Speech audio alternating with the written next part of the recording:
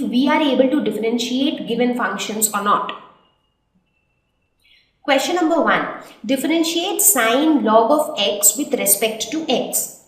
So let us write it down. So how do we represent differentiation? D by dx of sine log x. Right? So by now we have learned that we need to simplify the given function, because here the function in itself looks very complicated. So how do we simplify the function? Let us assume that this log x is equal to theta. So let's say that log x is equal to theta, right? So from this we can say that d theta by dx will be what? So d theta by dx will be equal to 1 by x, right? So that is something which we know from this. So now what we can do is, here we can say that the question which is given will become d by dx of sine theta. Now what is d by dx of sine theta? So differentiation of sine theta is cos theta, but here you have a different variable and you are differentiating with another variable. So you also need to multiply it by d theta by dx, right? So that's how we differentiate. Okay, so now what is d theta by dx? We just now calculated it as 1 by x. So let us multiply it by 1 by x. So that means our answer is 1 by x into cos theta. But what is theta? So theta is basically log x. So therefore this will be 1 by x cos of log x. So this is the answer. Question number 2. Differentiate e to the power x sine 5x with respect to x. So here the function which is given to you is e to the power x sine 5x. That is d by dx of e to the power x sine 5x. So can you tell me what are the functions that you have which you have to differentiate? So you basically have two functions. One is this exponential function and the other one is this sine function. So it is basically in this form, d by dx of u into v.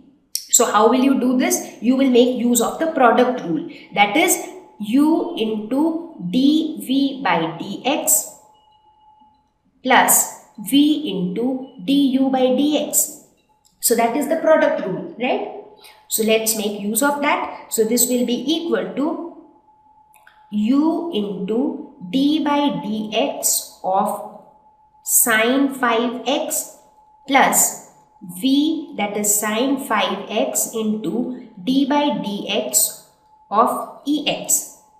So this will be equal to e to the power x. Now sine theta, differentiation of sine theta is cos theta, that is cos 5x. But here you also have 5x, so you will have to differentiate 5x also. So d by dx of 5x will be equal to 5.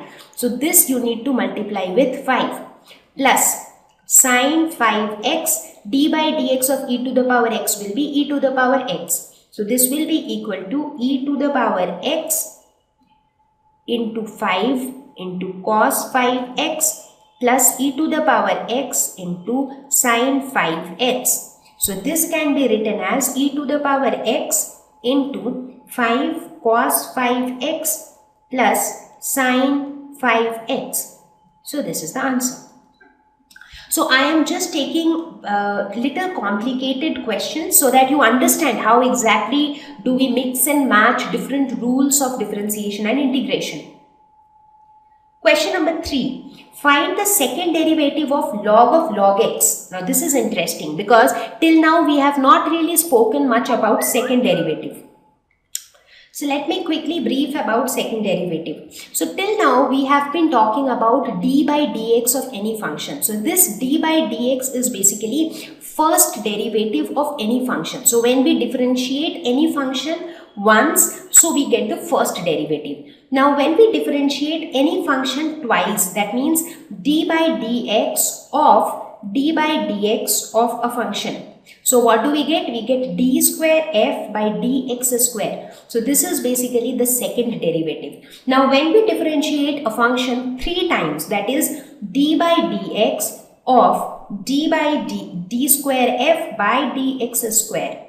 So then what we get is d cube f by dx cube. which is the third derivative. So in this fashion, we can increase the order of the derivative. It could be a first derivative or second derivative or even a third derivative. So in this question, we have to find out the second derivative of log of x. So the function which is given here, let us say that the function given here is y, which is given as log x. So we have to find out d square y by dx square. So that is what has been asked in the question. So let us first find out the first derivative, that is dy by dx. So that will be equal to d by dx of log x. Now here again the function looks little complicated. So let us assume that log x is equal to theta. So from this we can say that d theta by dx will be equal to 1 by x. And what will happen to this dy by dx? This will be equal to, so dy by dx can be written as d by dx of log of theta. So we know that log theta's differentiation will be 1 by theta, but this theta is a different variable, so this has to be multiplied by d theta by dx. So we have just now calculated d theta by dx as 1 by x, so this will be 1 by theta into 1 by x. And what is theta? Theta is log x, so this will be 1 upon log x into 1 by x. So basically the first derivative is 1 by x log x. So this is first derivative. Now let us calculate the second derivative. So second derivative would be d by dx of 1 by x log x. So how do we calculate this? So this is basically in the form u by v. So let us assume the numerator as u and the denominator as v. So if we apply the quotient rule, so this will be equal to v du by dx. So v is x log x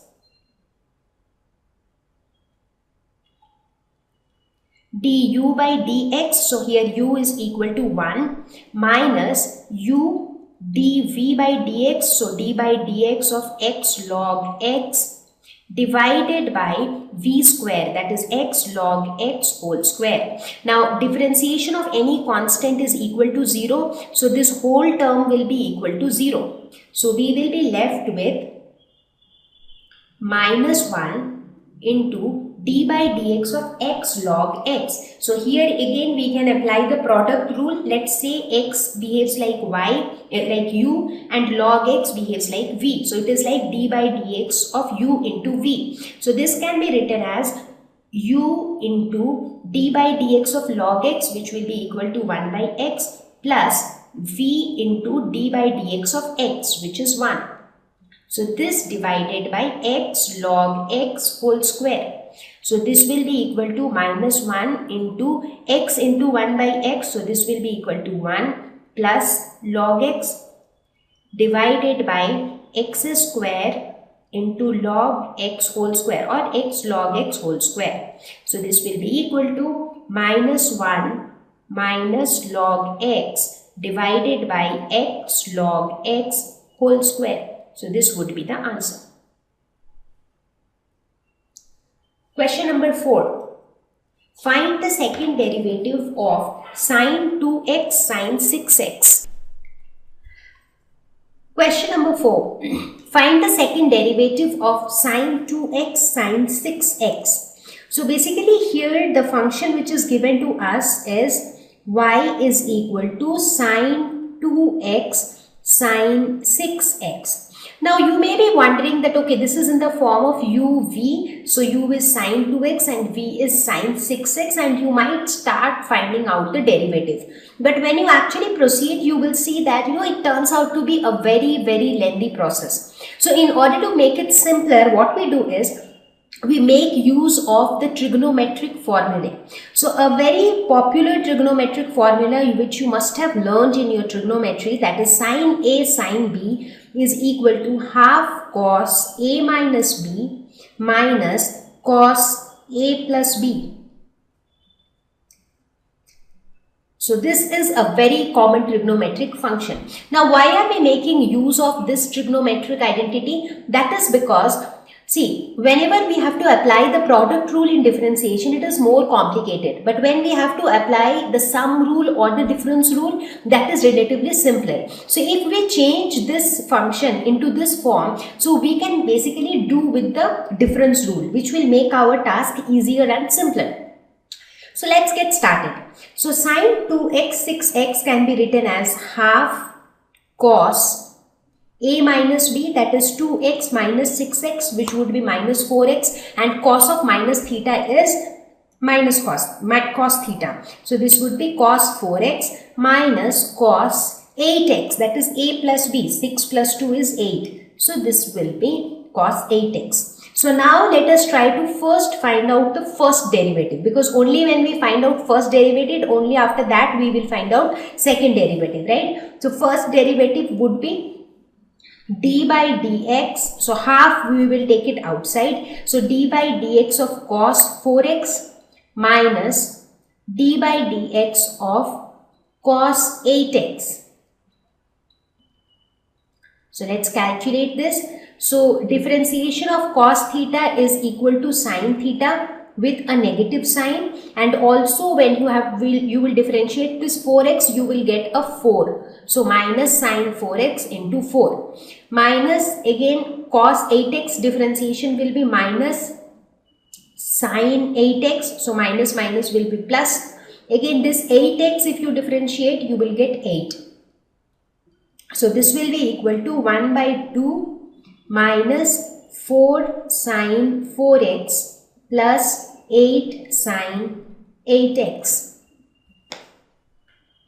So this can be further written as, so 4 can be taken out as common, so it will be 4 by 2 sin 4x plus 2 sin 8x. So this is the final answer. Not final answer, this is the first derivative. Now let us find out the second derivative. So second derivative will be d by dx of, so 2 we will take outside. So this will be minus sin 4x plus 2 sin 8x. So this will be equal to d by dx of minus sin 4x. So minus sin theta's derivative will be minus cos theta. So minus cos 4x. But again when you differentiate 4x, you will get another 4. Similarly, d by dx of 2 sin 8x will be equal to 2 sin 8x will be cos 8x, and again for 8x the differentiation would be 8. So this will get multiplied by another 8. So this will be 2 into minus 4 cos 4x plus 16 cos 8x.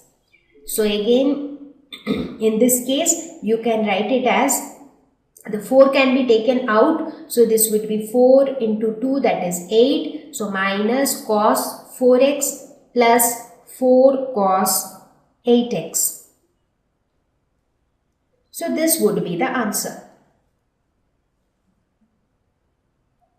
Question number 5, integrate. So this is the problem that is given to us, and let us see it is in which form.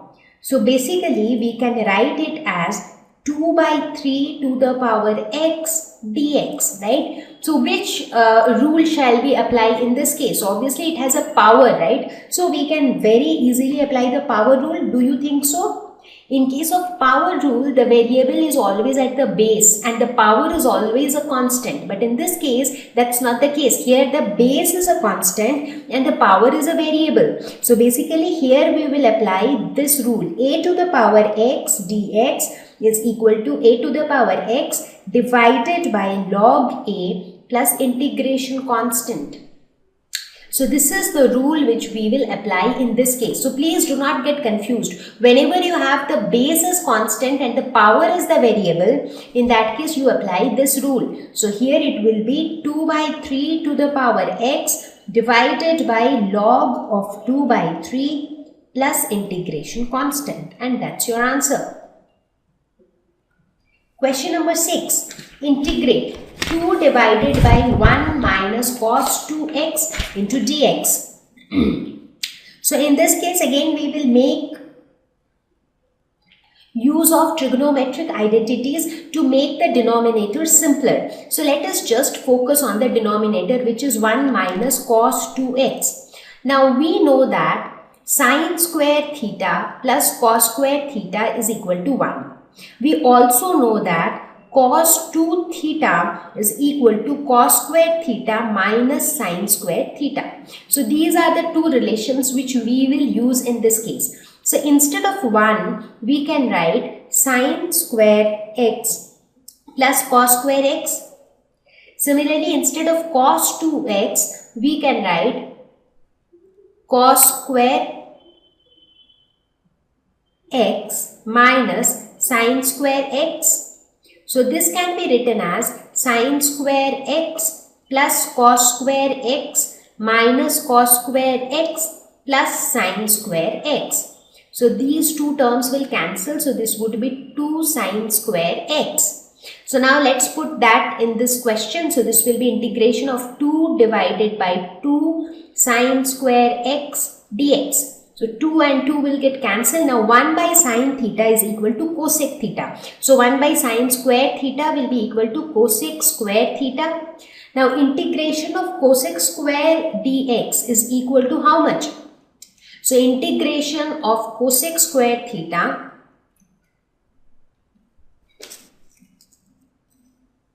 is equal to minus cot x. So minus cot x plus integration constant. So this would be the answer. So many a times the integration, so here you see the integration part was pretty simple. The challenge was to simplify the denominator, because if you are not able to simplify the denominator, then you are in a fix. You do not know which rule to apply and how to approach to solve the problem.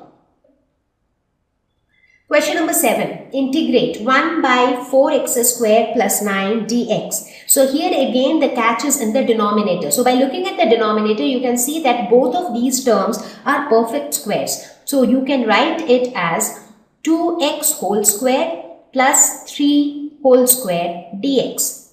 So now if you look at this, so looking at this, do you think that you can put it into some format that will fit into one of your integration rules? Yes, of course, you can fit into this format, 1 by x square plus a square dx. And if you are able to put it into this format, then this will be equal to tan inverse x by a plus integration constant, right? So we already know this. So by looking at this, we can somehow relate it to this. So in order to get this, instead of 2x whole square, you should get x square. So for that, what we will do, let's divide the numerator and the denominator by 4. So what happens when we divide it by 4? So the numerator becomes 1 by 4 and the denominator becomes x square, because this is 4x square divided by 4. So it becomes x square plus 3 by 2 whole square, because when you divide 9 by 4, so it becomes 3 square by 2 square. So this dx. So this is equal to 1 by 4 integration of 1 by x square plus 3 by 2 whole square dx. So it exactly fits into this formula such that a is equal to 3 by 2. So therefore you can say this will be equal to 1 by 4. Okay, so this is the formula basically. So 1 by 4 into 1 by a, that is 1 by 3 by 2 into tan inverse x by a plus integration constant. So this will be equal to 1 by 4 into 2 by 3 tan inverse 2x by 3 plus integration constant. So 2 2s are 4. So this is equal to 1 by 6 tan inverse 2x by 3 plus integration constant. Now never forget to put the integration constant. I think I have already told you the importance of this constant. So always whenever you are integrating at the end, it is a must to put an integration constant. So in this fashion, you can differentiate and integrate various functions. Now, my simple advice would be that whenever, even before trying to attempt your physics numericals or physics derivations, try to do the differentiation part by yourself. Do not try to memorize it or, mug it up from your textbooks. Just solve it yourself and only then move ahead. So this video was made as a very basic one for those who have not learned calculus in detail in mathematics because they have not opted for mathematics. This is specifically for children who are preparing for some entrance examination, maybe medical entrance examination, where they need mathematics to study other subjects like physics or chemistry. So for this video is going to help them, because I have taught the basic differentiation and integration techniques along with some examples. So I hope that this lesson would have helped you. So please practice more so that you get very much convenient with differentiation and